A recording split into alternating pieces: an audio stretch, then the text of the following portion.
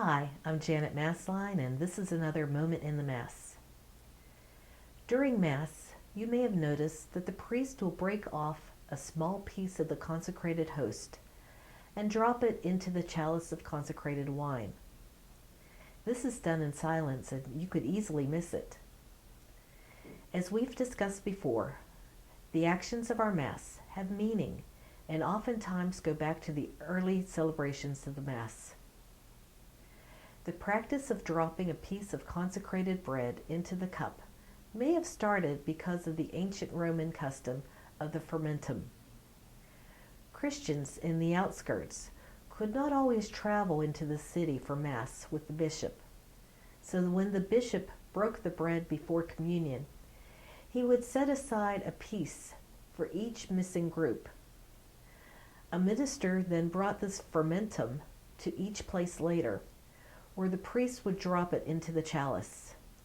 Thus, the bishop's Eucharist fermented the celebration.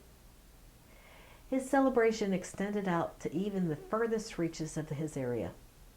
It was a visible and concrete reminder that they were united to the bishop each time they celebrated the Mass.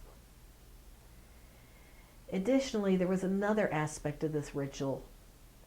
The Pope also began to set aside a piece of the consecrated bread for his next celebration. This was called the Sacra, and it too was added to the chalice of his next celebration to show that this Mass is a continuation of the one before it, emphasizing the one sacrifice of Christ. Priests began imitating the Pope by breaking off a piece of the bread just consecrated. This now took on a theological meaning of being a sign of Christ's resurrection. Think about it this way. A body without blood is dead, but when Christ's body is reunited with his blood, Christ is risen. This ancient gesture continues to this day.